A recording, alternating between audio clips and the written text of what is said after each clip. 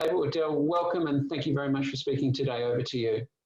Lovely. Thanks very much, Tony. And yes, welcome everyone. If you're still connecting, feel free to please turn on your video, keep your mic on mute. We'd love to be able to see your faces. And I do ask for some interaction through the presentation. So it'll be great to be able to see you, and you can give me a wave or a thumbs up as we go. So, so please don't be afraid to turn on the mic if you're able to do that. That would be lovely.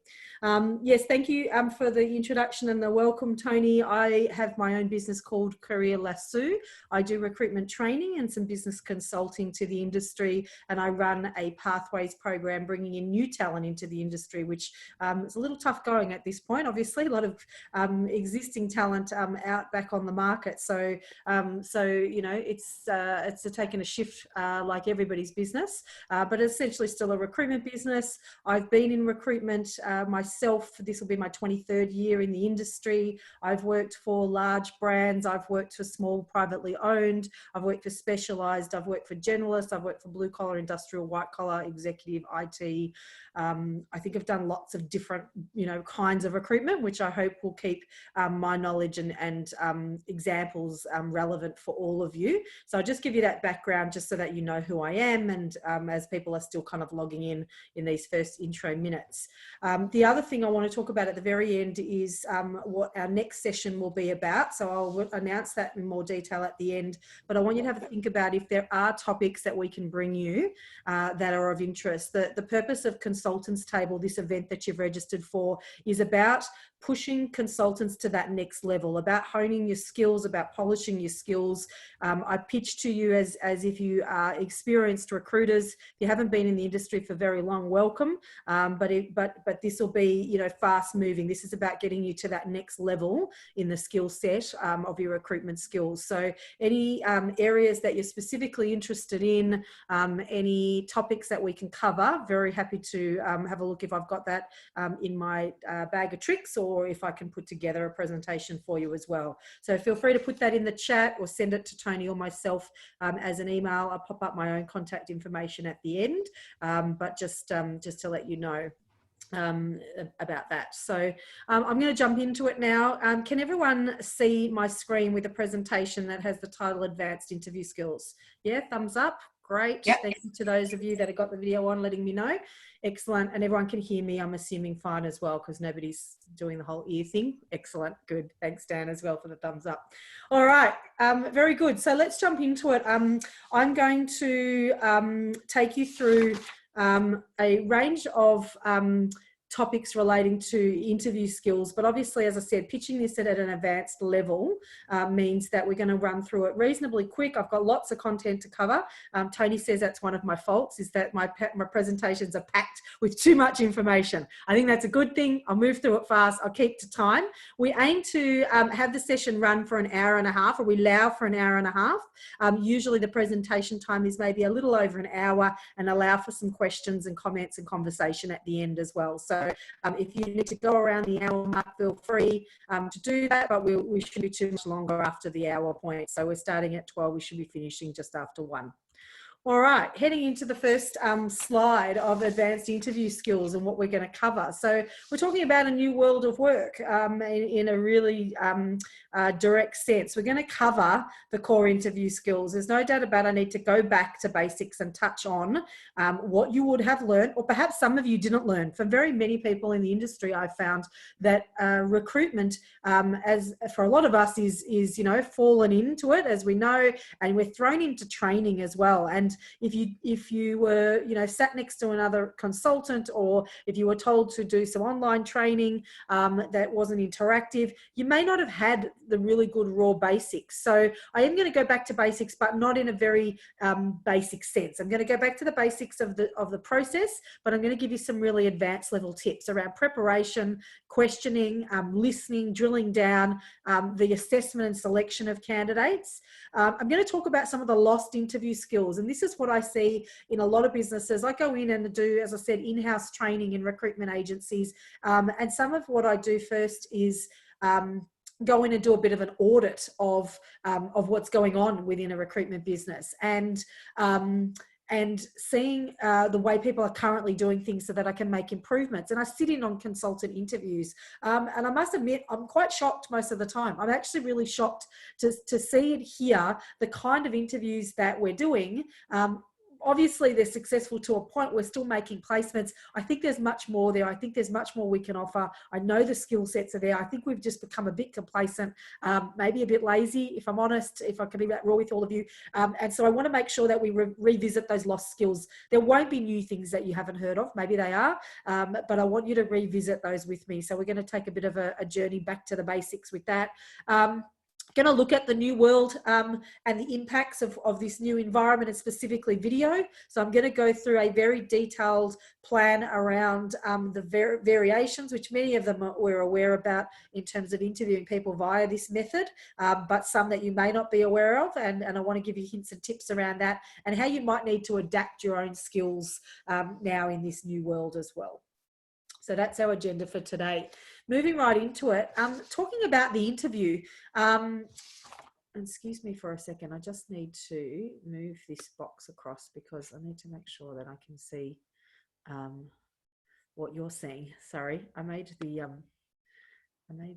video box a little bit too big. Okay, so the interview itself. So the main objective is to identify job skills. When I looked up what is the purpose of an interview in a very raw sense when I was putting this together, it talks about identifying job skills. That's the purpose of the interview. But I challenge that it's much more than that, right? And a lot of recruiters already know this. You know this. You're using the interview for much more than just going, is this person the right person for the job? That's the question it's answering, yes, but it is so much more.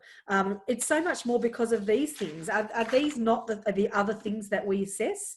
Why we do an interview? We're looking at presentation skills of a candidate. We're looking at trying to identify their personality types and traits. We're looking for a cultural fit with our client. We're looking at their motivations and wanting to understand why they've applied. We're looking at assessing their communication skills, sometimes written and obviously verbal as well. And we're looking to assess their level of confidence, both in their knowledge of skills and tasks and generally as a person as well. So an interview itself is so much more than just, is this person the right person for the job? And that's why we have a job, is it not, as recruiters? Because if it was just about, is this person a fit to this, a robot can do that. A robot can take the information a candidate produces, match it to a job description and go, this person does or does not fit by whatever percentage. The reason you guys are in your job, the reason the recruitment industry exists as a whole is because we know there's all of these other nuances to the process, and the interview is our means of being able to assess that information. So I just want to start at that point of, the why. The next point's about the types of interviews that we do. There's a range of types of interviews. We do face-to-face interviews. We used to do face-to-face interviews, not in the current market, but obviously you understand what I'm saying. Video, they could be one-on-one interviews. They could be in a panel. There's obviously assessment centres, which are where you get obviously groups of people in, usually done in a graduate situation. A practice skill demonstration. Sometimes people are asked to actually demonstrate a particular skill as part of an interview process. They can be casual in style, they can be structured in interview, they can be behavioural or situational based. They're all the ones that I think, are the variations to different types of interviews that I've collected in my years. There's no right or wrong. You need to assess what your needs are based on the requirements for whatever it is you're interviewing for your client base. For most of us, we're doing a face-to-face interview. We would probably say it's fairly structured. I'll challenge you on that point, because what I see in here is that it's often very casual. I'm seeing more and more casuality coming to the interview process, and I think that's because we want to be seen to be very personable, and we want to be seen to be interacting well, engaging people. All of that is very important, but at the end of the day, this is your tool to be able to assess all of those other things. You need to make sure that you're doing that, and many of us get very good at sort of going, well, I'll just kind of wing it and work my way through. So that kind of takes me onto the next point about being prepared. So this next slide, excuse me a second again, I just need to reduce my window. There we go. So the next slide is about, this kind of starting point of being prepared. And I want to question you about how much preparation do we actually do for an interview as recruiters. If you have been in the industry for a long time, if those of you are willing to admit, has anyone been in the industry 10 plus years? Pop your hand up. Yeah, we've got about half of that. So people, half are probably less than 10 and about half are more than 10 and perhaps even close to 20. So if you have been in the industry for a long time, you sort of, as I said, get a bit complacent about this. You get a bit comfortable. You know what you're doing. So you can take a candidate's resume and kind of wing the interview. We absolutely know we can do that. I want to ask you a question. Are you guilty of reading a resume before you just go into the interview? Who's done that? Let's be fair. Let's be honest. I'll admit. Yeah, thanks, Nick. Thanks for being honest. I've done it right before you go in, right? You may have read it before. You've read it when you screened it. You read it maybe when you called them, but you didn't do any preparation. The candidates walked in. You're doing a million things. You go, oh, shit. Right, got that interview. Great, quick scan over that. Bang, straight into the interview. Okay? That's not good enough. It's not good enough for our industry. It's not good enough given we're paying. We're charging clients for what we do. And you need to be more exacting and more accurate about your process. Did someone have a question there? No, I think somebody's just joined us on a phone call and you have your mic on. You might want to just put yourself on mute. All right, moving on to looking at best practice interview guides. I think your interview needs to have a guide. If you haven't got a guide, it sounds a little bit for some most of us kind of go, what, no, I know what I'm doing. I kind of got a guide, it's in my head, I wing it. Nick and I are reading our resume, going in, we're just seeing what questions come out about it. We're having a good conversation. Is probably what we're having. I won't call that an interview. It's not an interview if you're not doing a structured process. It needs to be structured. Your template or your guide should be easy to use. It actually should be tailored to the job, if we're fair. Okay? We say this to candidates all the time, do we not? Don't we say to candidates, you need to tailor your resume to the job? And then we don't tailor the interview to the job. We're asking the same questions that we ask, maybe for 20 years in some cases. So you owe it to yourself to have a really good think about what is it specifically that I need to know from a candidate based on their resume and based on this job as well. And you need to make sure you're asking the same questions of each candidate. We did this early on in our careers. If you guys, for those of you, the half of you that are on the call that have been new to the industry, that are new or maybe even less than 5 years, you might be doing, I'm saying sound a little bit out. Okay. Can everyone still hear me? Tony, have you still got sound? Okay. Just let me know again, thanks for that, Daniel. Just let me know if there's any other sound issues or crackling a lot. Oh no, okay. Tony, is there anything else I can do to, must be a connection at my end? Yeah, just crackling a little bit, Adele, but we still hear you. All right. I'll try and talk a little bit slower so that perhaps the information comes through, even if it's sort of a little bit. Sorry about that, if there's connection issues. I could just give me 1 second and I'll just ask others in my house to just get off the line, if that makes sense. Just give me 2 seconds. All right, everybody. We've got a few people that aren't on video, and you can obviously choose not to be on video. But Adele likes seeing you if you can. And oh, here we go. Jackie's there, and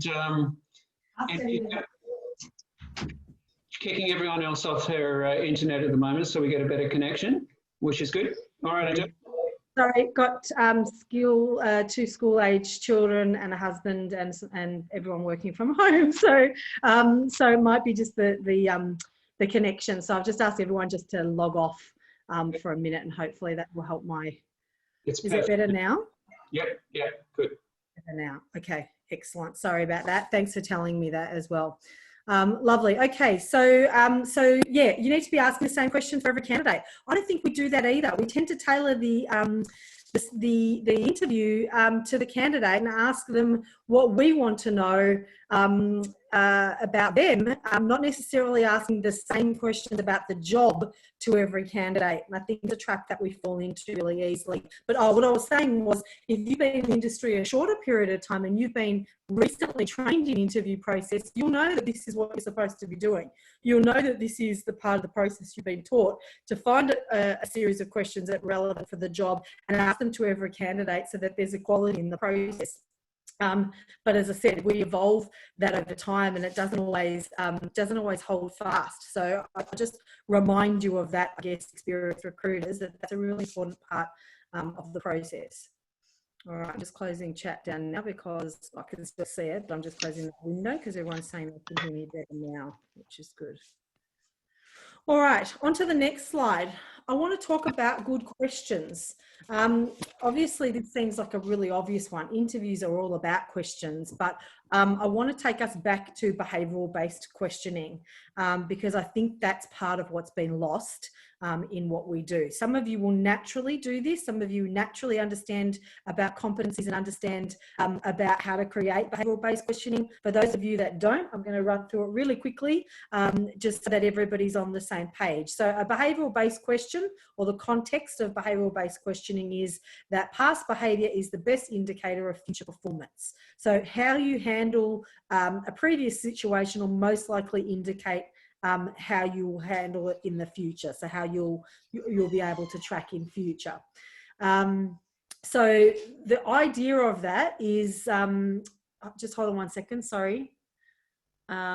Somebody's sending me a message saying hopefully, yeah, I think the connection's okay now, sorry.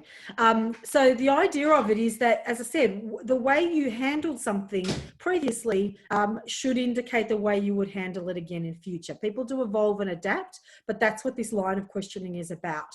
As I said, we don't tend to use them as much anymore, or you may use these types of questions in a more subtle way.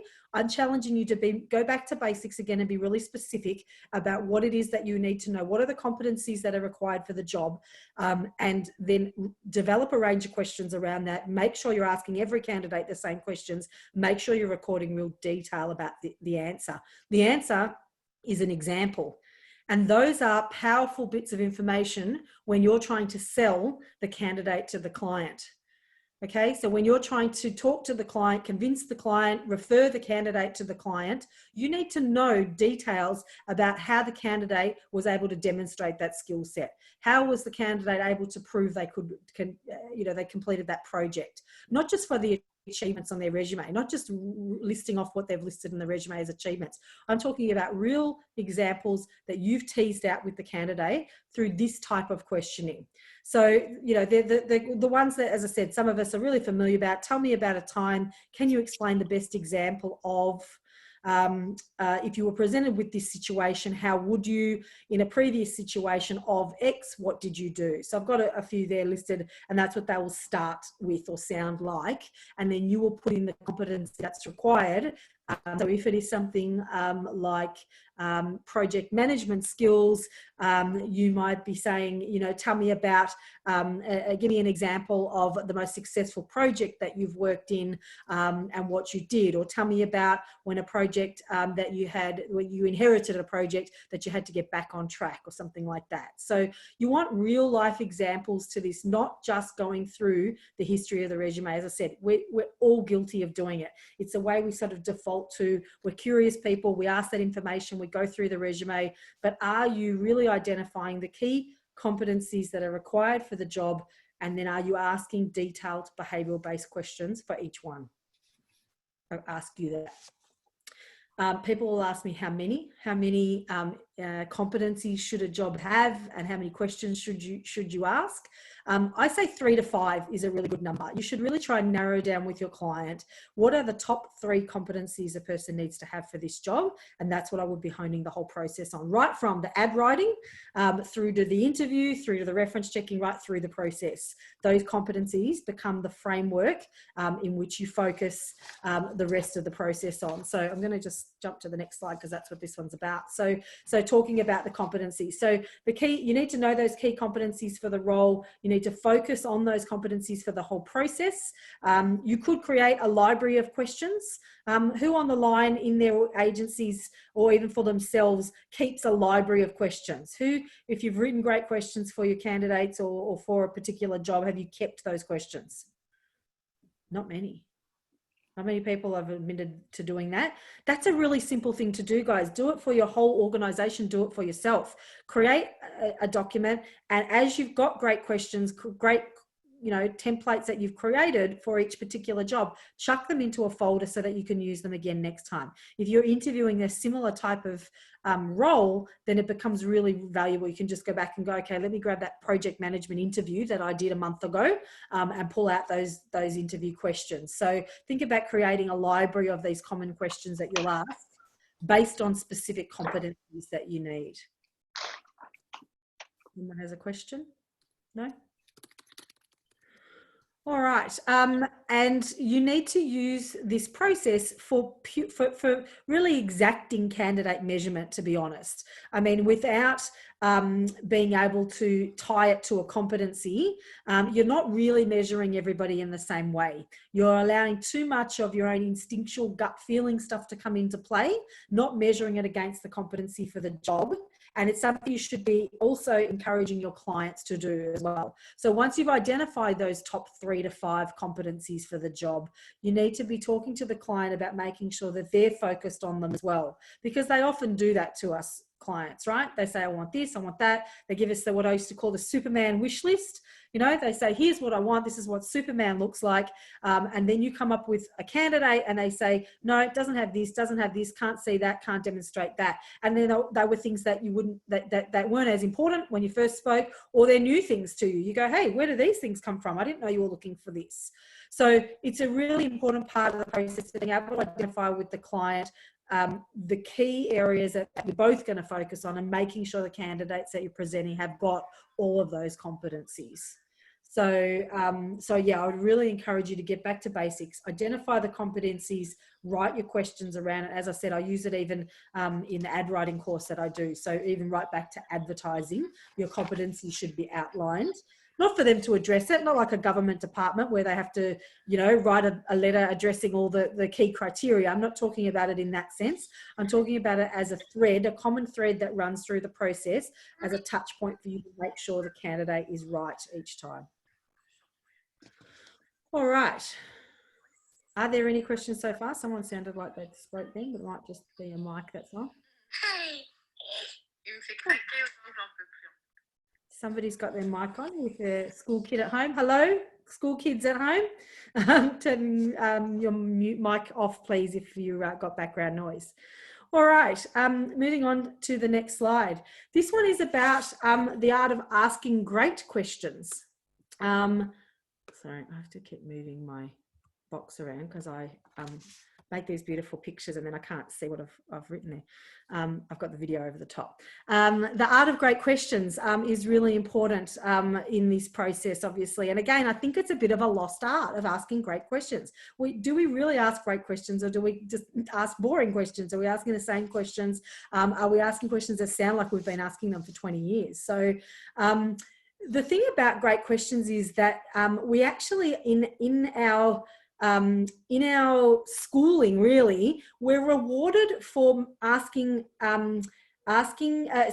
decisions, not asking questions. So when a teacher in a classroom asks who knows the answer, you put your hand up, you answer the question, and you get a gold star, you get a good on you from the teacher. So we get a reward for going, I know the answer to everything, I'm going to answer. What we don't get rewarded for in society is for great questions. People don't ask great questions and then the teacher goes, great question. I mean, they might say that kind of stuff, but nobody's really rewarded for great questions. So we're rewarded for these decisions over questions. We're rewarded to make a decision and take an action and not asking the great question. And so I just want to point that out to you, to think about being, I guess, more curious. People say, ask questions like a 5-year-old. And for those of you that have got children, you know what I'm talking about. a 5-year-old is there's no end to their curiosity. There's no end to the amount of times they will ask you why or how or what, you know, unpack it further and further and further. And we lose that as we get older. We lose that natural ability to be curious and to keep unpacking it.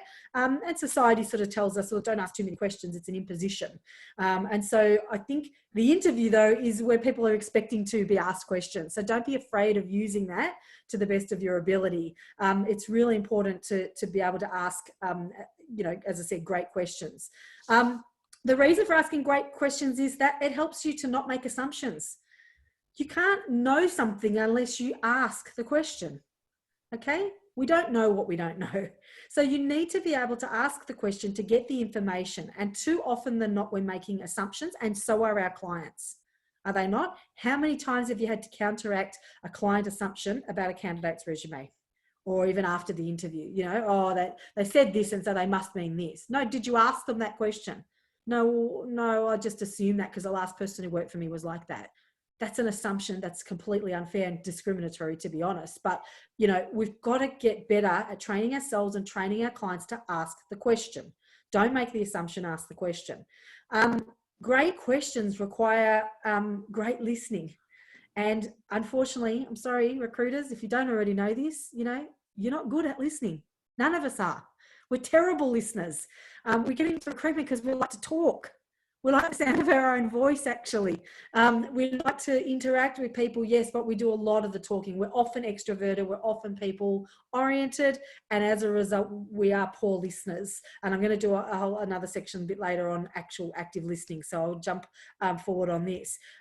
Great questions allow you to drill down. So great questions actually allow more questions. Okay, a great question doesn't stop with just the answer. The great question leads to another question. That's how a conversation flows. Yeah. So if you've ever watched, for those of you old enough, I'm going to sound really old, Michael Parkinson, the interviewer. Does anyone remember? Is anyone willing to admit they've remember Michael Parkinson, the interviewer? He used to do, thanks Tony, maybe just you and I. He was a television. He was a television interviewer who interviewed literally hundreds of thousands of famous people, and he had a TV show doing that. And what he was actually famous for was the fact that his interviews were reasonably unscripted. He had a general idea of what he was going to cover. So if he was interviewing somebody like Tom Cruise and he had a new movie out, obviously there was kind of an idea of what the interview would cover. But this man was just a great questioner. He would really listen. If you go back and Google search an interview of his and watch him, he really listens to what the person's saying. And then he asks a question from that. And then he asks a question from that and that and that. And what you got were these beautiful stories from famous people that you'd never heard of before. A Michael Parkinson interview, you'll learn things about the celebrity you never knew before, unlike other interviewers. So, you know, have a look at that one. But, it, you know, made me think about that, drilling down. Good questions lead to more questions. Not just, okay, I've got my answer, move on. Sometimes it, you know, has to stop at a point, of course, but it should make you more curious to understand more information. The video impact of great questioning, it heightens it even more so. Okay, so what we lose with the video, we're going to go through this in a little bit more detail in a minute, but what we lose with the video method, the video medium, is a lot of the ability to assess many aspects of the person and of the process. The impact that great questions have in video is 10 times more important. You need to have great questions in this medium more than any other, because it's kind of all you've got. Yes, you can see each other. Yes, you can make somewhat good eye contact, but it's the questions and the answers that you're going to get which are going to help you determine whether the candidate's the right fit, or whether you want to work with them, whether they're good for reverse marketing. For those of you that did my reverse marketing session a couple of weeks ago or last month, you know, we spoke about getting to know the candidate really intimately, and great questions are going to allow you to do that. All right, I want to talk about this model, which is one from an organization called Mu Sigma. And it's, I found this on Harvard Business Review. For those of you that are playing along or want to look up it in more detail, I've got a quick overview of this model, and I just want to run through this with you because I think this is really valuable for recruiters. There are 4 different types of questions, and it does depend on the goal of what you're trying to achieve as to which type of question you might ask. So if you look at this quadrant sort of grid on the left-hand side, it talks about 4 different types. So you're viewing a problem at the top, on the top axis, and on the bottom one, it's the intent of the question. And then you want to decide whether you're going wide or narrow. And obviously, you often start wide and then you go into narrow questions depending on the topic. So if we just look through these, the first one about adjoining questions. These are used to explore aspects of the problem that are ignored in the conversation. So the questions are, how would this concept apply in a different context? What are the related uses of technology?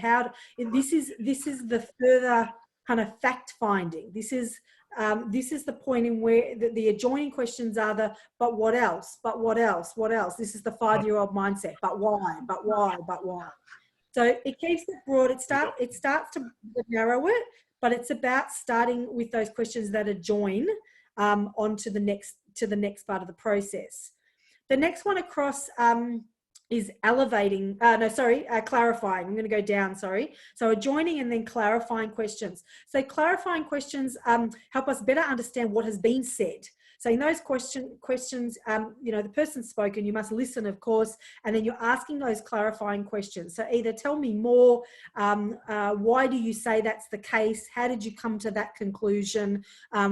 What taught you that in your experience? So those are the ones to clarify the information you've been provided in the first point of that fact finding. The next type of question is the elevating questions, and these raise broader issues and highlight a bigger picture, and they help you zoom out. So these are broader ones. So again, if you've got a candidate that starts too detailed, you've asked a question about some sort of piece of work that they're working on or something that they've done, and they start telling you detailed description of how they did it.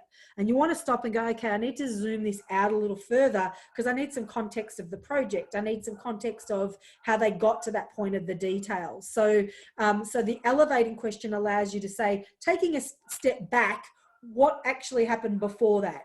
Can you stop here and can we go back a bit? Can I ask for some context about this? There's a whole range of questions that you can ask that, and I've got lists of these questions. So if anyone's interested afterwards, let me know. You can get a copy of the presentation, but I've got extra questions under each of these if you'd like to have them. So instead of talking about the detail of this, can we talk about the larger trends? Can we talk about what you found out about that? So it's, again, as I said, broadening it out depending on where the candidate started from. And then the final one is about funneling. I mentioned it as drilling down earlier. So using it to dive deeper. These ones allow us to challenge the assumptions and look at root cause. How did you analyze that? Why did you do that? What did you learn from that?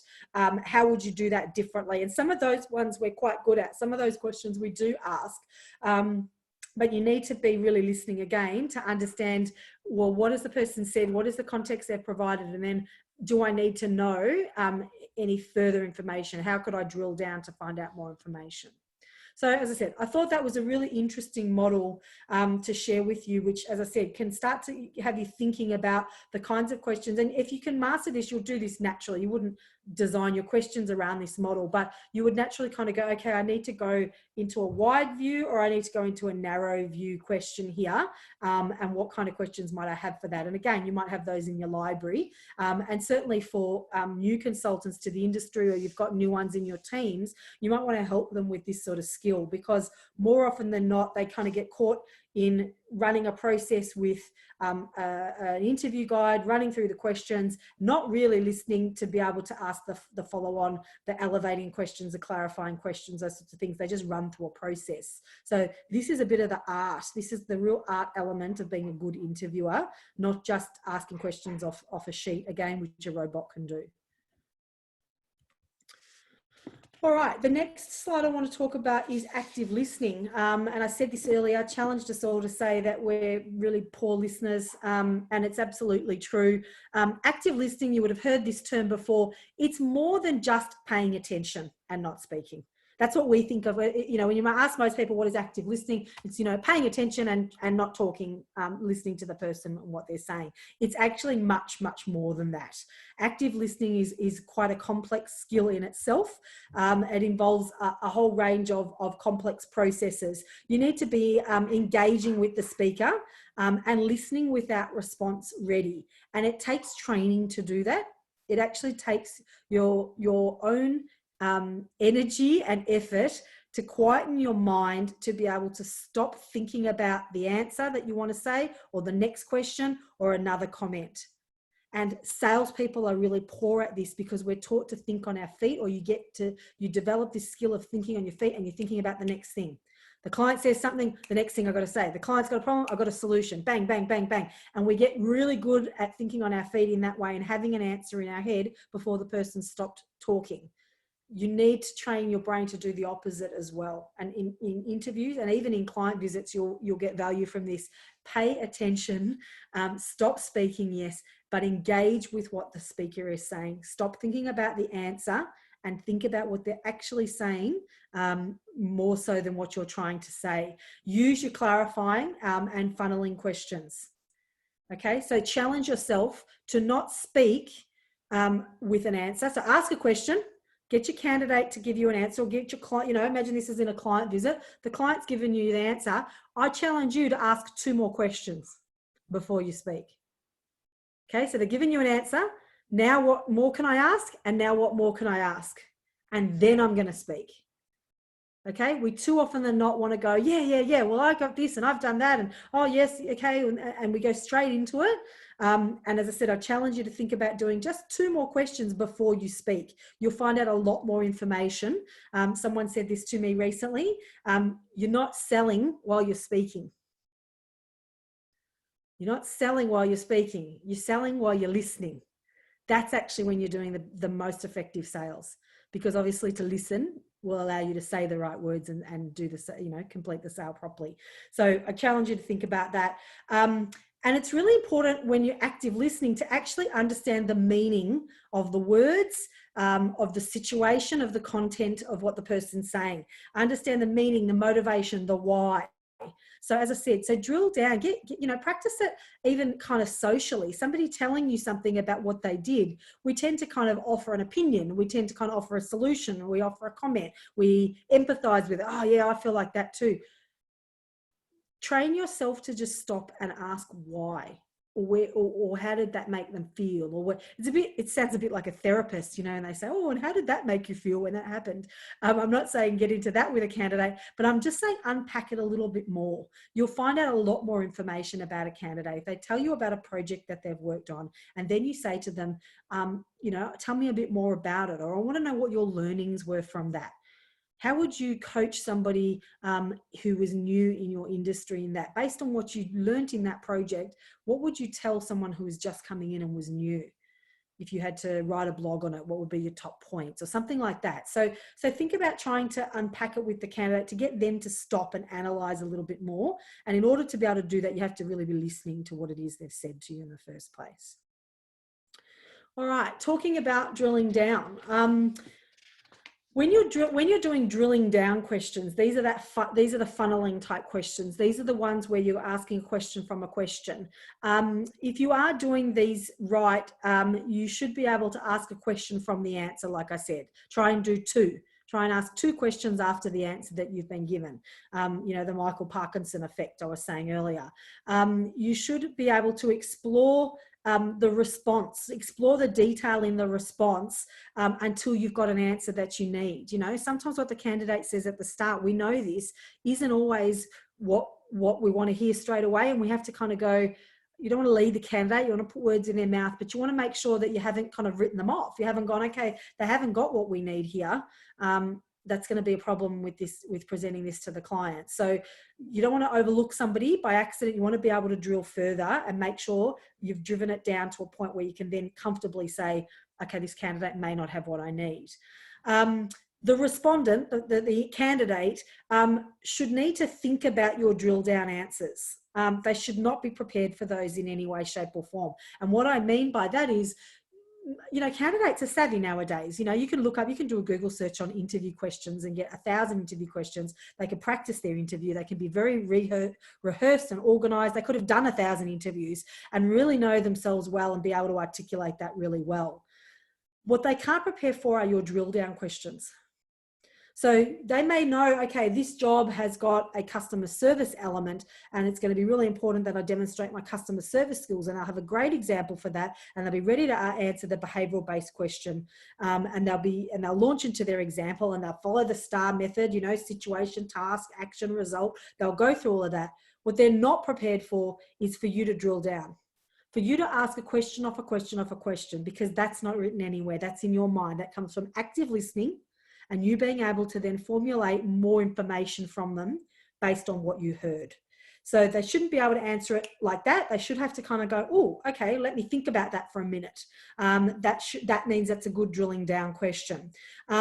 And think about taking it to the negative. What I mean by that is that obviously a candidate's always going to give you the positive scenario. Usually they're going to give you the positive scenario. They're going to say, this is what happened, and this was this big project I worked on, and it worked out really well, and you know, you made this much money for the company, and it was so fantastic. And then you want to take it to the negative. You want to go, and what if this changed? And what if the client didn't buy? What if they didn't sign on the dotted line like you said after you'd done that great pitch? What would you have done next? And what happens if at the end of the day it failed? What if after the client had signed, the project wasn't delivered on time, on budget? What would have been the impact to you, to the team, to the company that you worked for? You want to take it to the negative side of what they're telling you is the positive. That's where you really learn about their skills and their analysis. Okay? And that can also help make the examples you give the client really real and not sugar-coated, not the shiny, happy examples that everybody gets. It can really tell you about a candidate's grit. And that's really powerful nowadays. You know, clients want to know that. They want to know that people have this resilience to be able to handle it and swing it back around. Anyone can follow a textbook process. Who can take something and you know, adapt and change and evolve? You know, that's the biggest skill we're learning right now, obviously, in this market. So yeah, don't be afraid to take it to that negative space and ask some of the questions about the what ifs, and it makes it more interesting for you. Okay, you will have asked, you know, if you've been an interviewer, like you've interviewed, I've never calculated it myself before, but in 23 years, you know, I've worked non-stop in that time. I've never had a break, recruited frontline most of the time. You know, I've probably literally asked 100,000 questions in my life in an interview process. Does that sound right, Tony? That's scary. So, you know, you guys might be the same. You've asked hundreds of thousands of questions.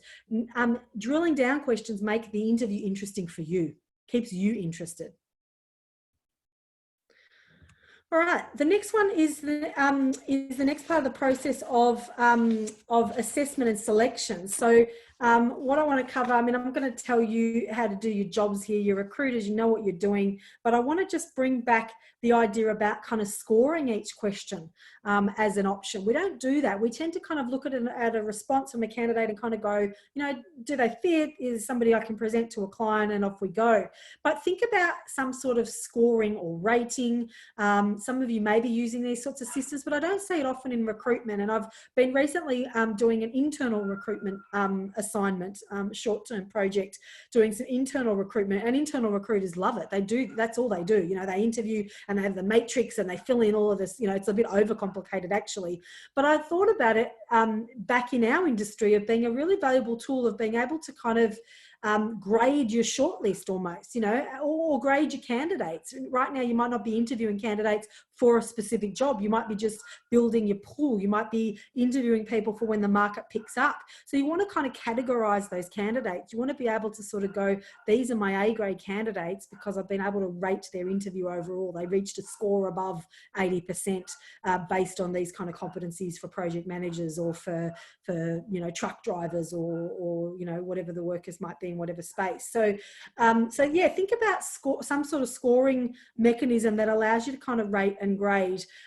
It's really important to assess against the client needs and not your opinion. I think we get too good at that. Experienced recruiters will do this every day of the week. You know, you're really good at meeting somebody, asking questions, forming an opinion, making a decision, and presenting them to the client. You know, that's the skill that you've honed as a good recruiter, doing that for years. But I challenge you again to go back and make sure that you assess the candidate against the client's needs, not against your needs, not against your own criteria about whether you like them or not. I say this to my trainees in the rookie program I run. The first time you ever place a candidate that you don't like is a really unusual feeling. Has anyone had that? Does anyone want to put their hand up and admit that one? So you've met a candidate, you don't like them.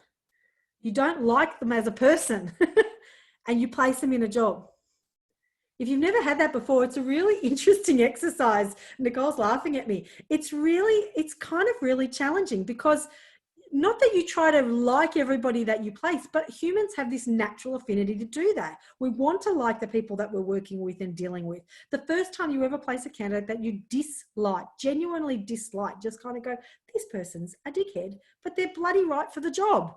Then you know that you've assessed against the client needs, and you've removed the biases, you've removed your own personal opinion in that. And it's a really funny feeling, as I said. If you haven't had it happen to you, I have, and it's a really weird feeling. So you're really important to assess against the client needs and keep your opinion out of it. Asking questions allows you to do comparisons, and makes sure asking questions of the same candidates, I'm trying to say, allows you to compare them side by side. So obviously for an assessment process, really important to be asking those same questions. We're not often challenged on our process in recruitment, okay? We're not challenged by the client to say, did you ask the candidates all the same question? Internal recruiters have that. Internal recruiters have to prove that they did this very thorough, robust process that was the same for everybody. And we don't often have that in recruitment, but I challenge you to pick up some of that skill in saying, well, this was a really fair process. I've actually assessed this candidate or these candidates, maybe not against a job order again, but against what you know the client needs are, against what's needed in the market at the moment.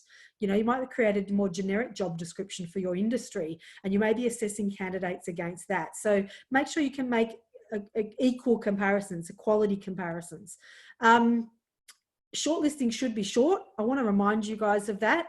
I'm seeing recruiters with shortlists of, I hate to say it, you know, 5 or 10 people on a shortlist, 5 to 10 people, 8, 9, 10 people on a shortlist to a client. You're not doing your job. That's what I'll say to you. You're not doing your job. If you are having to present 10 people to a client for one job, you're not doing your job in narrowing it down. It may be the client's a pain in the ass, and they may be changing the job brief on you, and that's why you keep putting people up. Don't stop doing that, and re-clarify the brief before you go any further.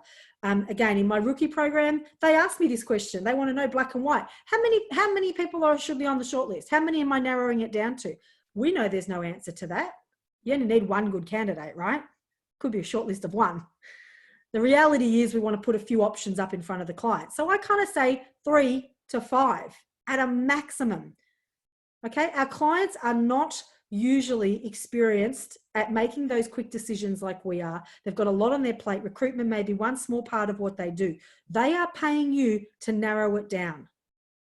Narrow it down to a nice tight shortlist that you're very comfortable with, that you can talk very intimately about every candidate, and force the client to look at that, chew and swallow the shortlist before you go anywhere else.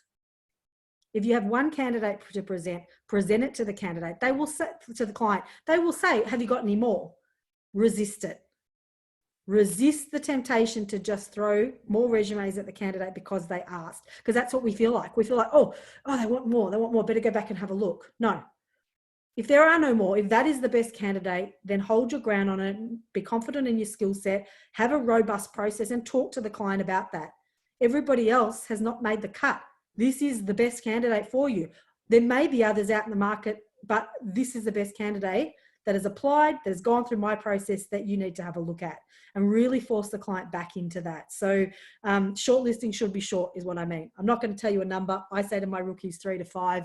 If you're doing a lot of shortlisting, if you're putting a lot of candidates through, you're wasting your time, you're wasting your client's time, you're making the job and the process hard for yourself.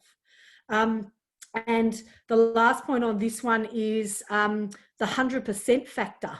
What I want to talk about here is that as a recruiter, it's your job to find the best available candidate.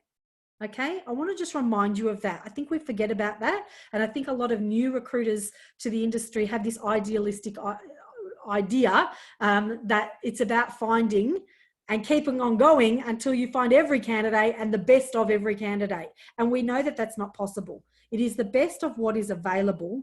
And in most cases, we're having to put people in front of the client that are what we might call 80 or 90%ers.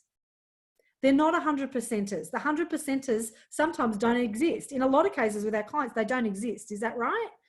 You know, they're impossible to find. It's why a job order may stay vacant for 6 months. You know, a client might come to you, oh, this has been vacant for 6 months. We looked for 2. We went to agencies 4 months ago. They've had a few agencies on it. It's still not filled. You come up with a couple of candidates and you fill it. It's happened to all of you on this call now. It's happened to people that you know. The reason that you're able to do that is because you're a good recruiter, because you're able to have a look at the 80%ers and make up the difference. You're able to talk to the client and consult to the client about why the 80% candidate is worth looking at. Because clients make those assumptions about your candidates. They make the assumptions of the resume. They make assumptions of the interview. They don't ask great questions. They don't drill down. They don't do any of that. They use all their biases unconsciously, make an assessment and go, that candidate's not right. Okay? So if you're on this call and you are working in a really candidate short market, okay? If you can't find the people that you want, you have to hone this skill. You have to hone the ability to find the diamonds in the rough, to lift up rocks and find the people that nobody's looking for. It's not because you found the perfect candidate. The client will say to you, can't believe you found the perfect candidate. What you've done is you've understood the candidate really well. You've understood the shortfalls. You've been able to consult to the client about what they are, and you've been able to get them to overlook them. It's good consulting. That's what you've done when you've placed an 80%er. So well done to you. So yeah, so in that assessment and selection process, that's what we're really good at. I want to remind you of that.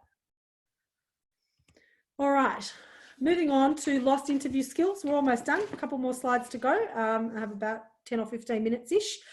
So these lost interview skills that I've noticed in my travels in recent times in consulting to lots of businesses and in the companies that I've worked in as well. So preparation and structure is absolutely lost. I talked about that at the start in terms of preparing for candidate interviews really well.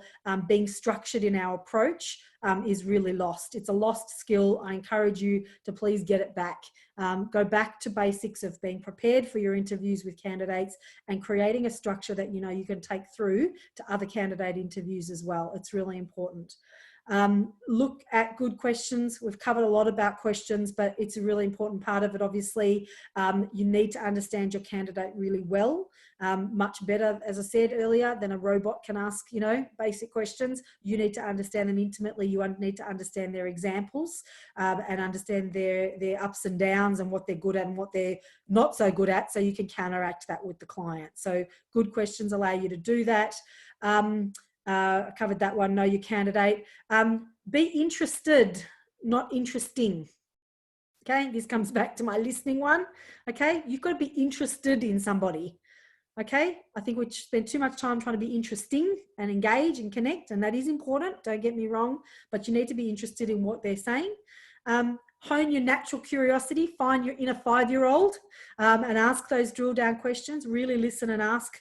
That's what I'm seeing missing. I'm seeing very casual conversations, coffees, you know, let's go have a coffee and we chit chat and I get to know you and if you've been in an industry, you might know people that they know and it turns into a chat. If somebody was listening to your interview, and that's me, you know, coming in doing an audit or sitting in the coffee shop in the table next to you, secretly listening, I'm hearing a very unstructured, casual conversation. You may find out some general information that you can put the candidate forward to your client, but I challenge you to do this part of the process really well. It could be a big differentiator in service to your client to know your candidate intimately. It also helps you reverse market them somewhere else. If that client's not interested, you now know a lot about that candidate and you can take them to another organization. So, you know, as I said, hone that natural curiosity and improve the quality of your interviews so that you can improve the quality of your service. People skills that build rapport. I'm seeing lost. I'm seeing some very robotic, you know, questions that try and build rapport with people. If you're not in the mood for an interview, it's a really hard one. I know it's an allocated time. You know, you've got to kind of turn it on. You may have done 5-10 interviews that day. You may have just done, you know, a lot in your time and find that it is a bit robotic for you. But you've got to be really careful to make sure. And we say this to candidates too, do we not? If you ever interviewed a candidate that's particularly hostile or upset because of the job seeking process, or they're negative about it, don't we say to them, hey, calm down. Each person you meet is new to you. They don't know what you've been through before. We say that to candidates all the time. You know, you've got to shed all of the baggage at the door and come fresh every time to every interview. So I say the same to you. You need to come fresh with the interest in that person, that genuine interest in that person, and build genuine, you know, build rapport with them genuinely. Okay, find out about things that you know, don't ask about, you know, the weather and basic things. And I want to also remind people what I see in a lot of organizations. I'm saying it's not a power or ego trip. You know, there's a lot of people in recruitment still, I don't know why, but, you know, in recruitment that see the whole process and see the job itself and particularly the interview as a power trip, as an ego trip, you know, to make the candidate, you know, feel inferior, to put them in their place. They don't mean to do that. It's just a style that some people have. And if you think that might be you, if you're not sure, ask a colleague, you know, check it at the door. I mean, it's really uncalled for. You know, candidates in today's market won't stand for it, but there are still some lingering pockets of that I'm seeing, you know. I used to work for a guy, this was a long time ago, but I worked for a business owner in an accounting. He used to do accounting recruitment at a very senior level, and his standard procedure was to make every candidate wait for 30 minutes in reception. Back in the days when people had reception, just systematically, that was his process. Candidate came in, whatever time the candidate was booked, we knew his poor candidate was going to sit there in reception, and I would hate it. I would try and find ways to make him see the candidates earlier, or you know, or entertain. That's just phenomenal. Phenomenal, isn't it? 30 minutes, they would be sitting, waiting, getting nervous, getting frustrated, stressed. And these were senior guys. We're talking minimum salaries would have been $200,000. And he's got them sitting in reception waiting. You know, there's no time for that shit. The world is different now. It was a little while ago, but I still see little tactics of that. I see little things where candidate consultants are having that power trip with a candidate because they can. And I encourage you to leave the ego at the door. This is not the place to do that. Candidates need you. You are a conduit to the job. That is it. And that's what I train my new recruits on. Your job is to help that candidate get the job. You're not supposed to be a barrier in between. Okay, I just want to remind you of that. That got a bit teacher-like. I had my finger out there. Sorry about that one. All right, so moving on to final slides again. Wanting to talk about the new world of work. So this is it. This is where the impact of where we are today on this whole interview process. And I want to specifically now talk about the video interview. And many of you are already doing video interviews. Much of this stuff you might know. I'm going to run through it pretty quickly, but I want to hope there's a couple of things in there that you might not have thought about or been aware of. So there are absolute risks to the video interview. For those of you that were doing video interviews before this happened, and many people were doing it already, you'll already understand that there is a variance to the information you get and the way that it is processed and received and analysed. So you absolutely need to be aware of these risks more so than now, because it's kind of our only option now to connect with people. So the risks of video is that the communication and body language element can be missed. Absolutely. There is, you know, you're only seeing people from here up, and I say this in my webinars, which you can't see, is I've got my tracky pants on and my slippers below. Okay, and not that matters for this process. We're all probably the same, but you're missing elements of my body language that you can't see just from the neck up. huge parts of it. And in a lot of cases, people aren't even as expressive straight down the camera like this. So you're missing a lot of it. So there are risks. Video will not replace a face-to-face meeting. As much as the new landscape and the new world of work will change, we will do video interviews, no doubt about it. We may do more of them, but there is going to be nothing like meeting somebody face to face. There are elements of communication that you absolutely just cannot get in a two-dimensional format. Very, very subtle parts of body language. Eye contact. I want to address this one because this one's really interesting to me in the process. And you'll see, you know, everyone's been on video calls now and had video meetings. You've done some interviews. And the difficult part of it is that where your face is when I'm talking to you, your face to me is down here. Okay. So if I'm looking at the video screen right now, you can see where my eyes are. Okay. I'm looking at your face, at your eyes. But what I need to do is look here. Can you see the difference of that? When I'm looking at you now, it looks like I'm looking at you, but I now can't see your eyes because I'm talking to a little black camera at the top of my screen. Okay, so this is a really interesting element of the interview process. When you are asking a question, you should look up at the video. When you're getting information, it's okay to then look at the person's eyes on the screen. Does that make sense? Yeah. People are not doing this. It's driving me crazy. People are talking to me like this the whole time and they're not looking up. Okay. So it's a hard thing to do, to remember to do, but you should be asking a question up. So looking as if that's the person's eyes. They got one eye. It's a little black one. It looks like a camera. That's the one. So, hey, tell me about this. Da, da, da, da, da. I'm looking at you. And then when you answer, I will look down here because as you're talking, then you're going to be looking at that camera and I want to look at your eyes. So the eye contact issue in video, not quite worked out. Somebody needs to find a way to put that camera on the screen so that I'm actually looking at the screen. First person to do that's going to make $1 million gazillion because this is not ideal. And even worse so the ones like this. Have you seen these ones where the screen's over here and they're talking like that and you're looking at the side of your face? Okay, even worse for eye contact. And eye contact is a really important part of the assessments we make about somebody and their honesty. Direct eye contact tells you whether the person is honest or not. Think about it. If I talk to you and the whole time I'm looking away and I'm saying to you, believe me, really, you should trust me. You should absolutely trust me. It's not as believable as me looking straight down the camera at you going, I want you to trust me on this. Okay. Eye contact is a really important one. We're missing it on video. So just be aware of that. The connection issues and reliability. Of course, I had it today myself. You absolutely need to make sure that you've got connection, that sound. I would encourage you all to be testing it before. Send the candidate a test connection before the interview on important interviews. Get them to test the link beforehand and then be ready to go. Obviously, circumstances can vary at the time you go to do the call. So have a backup plan as well. Have a phone number, have something else. These are all common things that I know you guys are aware of, but make sure that you're prepared in that way. The other one about casual, what I want to say here is there's a tendency with the video to treat it a little casually. As I said, we're in our tracky pants and our slippers after all. We're at home, we're on the couch, we may be sitting at a desk, but it kind of feels a bit more comfortable. So there's a tendency for ourselves and for the candidate to treat it a little bit more casually than a normal interview process, but be wary of that. I just tell you, beware of that. It is a risk. You may end up hearing information you don't want to hear. You may end up without the information you need for a good, thorough interview. So just be aware of that.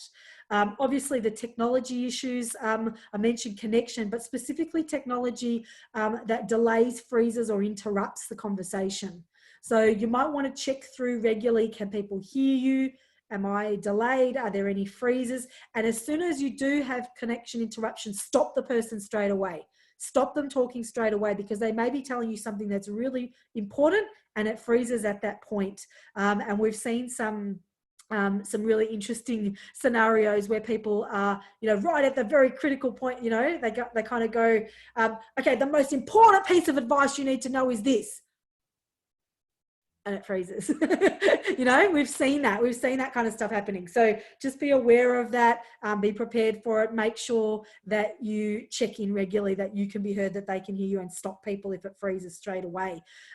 We tend to also keep it too short. Something about the video interview and the meeting requires us to kind of rush through, requires us to go, okay, I won't keep you long, it's video only, I'm just going to run through some quick questions and I'm going to get off. You should be treating this medium like any other. Whether the person is in the room with you or not, you should be getting the information that you need in order to be able to assess the candidate to the best of your ability. Okay, it's really important that you are getting the information you can on the interview in this medium. The medium shouldn't affect your ability to be a great interviewer, to be a great recruiter. So there's some of the risks I just wanted to point out that I've noticed in the times that I've been working on video of late, but I want to talk specifically about improving it, video interviews, and this could apply to your clients. So I encourage you again, if you want copies of these slides or you want to take down some of this information, this could be great information you could be sending to your clients to help prepare them for good video interviews. If you're referring candidates to them, this is what they need to be looking at. So, you know, making sure that you've prepped the candidate really well, okay? Making sure they understand what to expect. You know, most candidates don't know whether a video interview is the same as a regular interview. Am I supposed to wear a suit? You know, look at this guy. He's in his suit from the waist up, you know, and his board shorts from the waist down. You know, that's okay, but tell them what to expect. Say to them, you know, it is going to be like a formal interview. You need to make sure that you've got a suit on. You need to make sure that you're wearing appropriate colors. In most cases, we would suggest to people to wear something without a pattern, you know, because you're now on a video screen. It's like a news reporters. You never see news reporters with checked shirts or patterned tops on, because it's distracting to the eye through television. Okay, so you'll always see news reporters with solid colors on. You know, if you had media training, you'll know about that. Same thing goes for this now. You need to make sure that you tell the candidate to prepare that way. Wear one color where possible. Don't wear patterns. Make sure the background of where you're sitting isn't distracting. You know, a lot of people, you know, there are these on Zoom in particular, you can choose backgrounds now, you know, don't choose the beach one, you know, don't put the beach background on. You know, it's better to have something that's less distracting. So a plain background, you know, a plain white wall whilst boring is definitely less distracting than having the house in the background, the kitchen in the background, the kids in the background.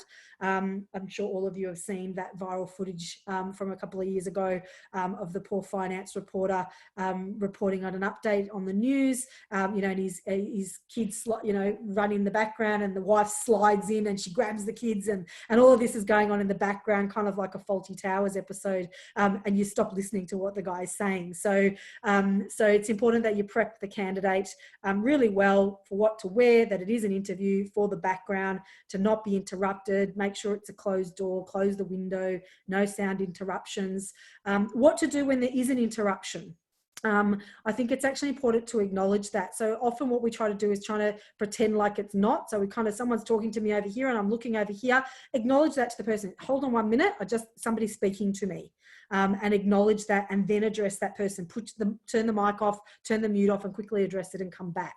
Okay, so that's a bit of a tip around that. Be professional around it. Make sure your mic is working, your mute's working, your camera's working, all of those kind of things. So test the connection and the technology. First impressions absolutely matter. It's really important. It's the same as an interview at any other time. You know, they're going to make a first impression. You've got to make a first impression. As I said, so talk to them about this to your clients. Important to make the introductions and settle the candidate in. We're doing less of that on video. We're sort of kind of going, oh, again, we're rushing. Hi, you're on video. Oh, right. Okay, let's get into it. You know, how are you going? Is it all good? How are you working from home? You know, a few seconds of the small talk before we jump straight into it. But don't be afraid to settle the candidate in and really test all that stuff. You know, I would even be saying to them, okay, now this is how it's going to work. You know, I've got a series of questions I want to go through with you. Can you just clarify for me? Are you in a quiet place? Have you got an uninterrupted space? Is the door closed? Are you comfortable in the chair that you're in? Are you standing? Whatever the case may be.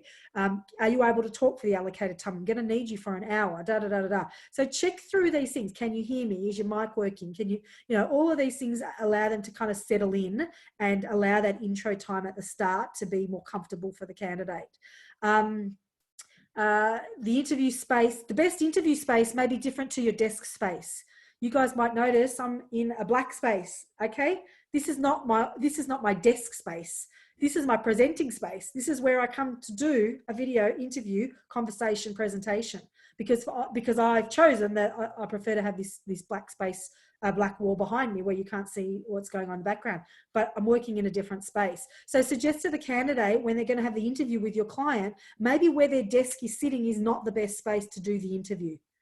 Go and do the interview in another space if you need to. It's only for an hour or so, but that's going to be better than the background distractions if they need to be. I just want to talk a minute about lighting. If someone hasn't addressed this, this is so very important, okay? The issue that nobody has thought about in this happened all so fast, and we all just started working from home, and we're all just on video and it's all fine. In most cases, in most rooms of most houses, the way they're designed, the light source, the window, is often on the same side as the door, okay? And usually we tend to sit with our back to a door. You don't sit facing a door usually. We sit to the side or to the back of a door, which means the light source is not on your face. Okay, so this might change, the whole COVID thing might change the way houses are designed. People might have video rooms where the window and the door is on the same side. Why is that a preference, the window and the door on the same side? Because then that way I can see, the light's on my face for one, and I can see who's coming into that room, not you. You don't want the door behind you. Many of you have got a door or doorway right now behind you. Someone comes in that door, you can't see that. Okay, so you want the door in where you're facing, but as I said, if you're facing the door, you're not usually facing the light source. So there's that little idiosyncrasy. Get yourself a light source if it's a really bad room. Get a desk lamp. Get these ones you can find on eBay with the LED lights. It's important that your face is illuminated in any video. Okay.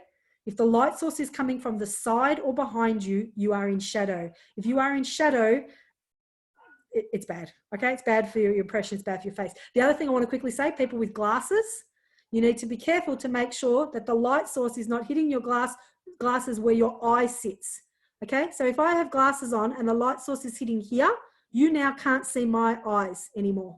I could be looking right at you in the camera and it's hitting it right on top of the lens of your eyes, okay?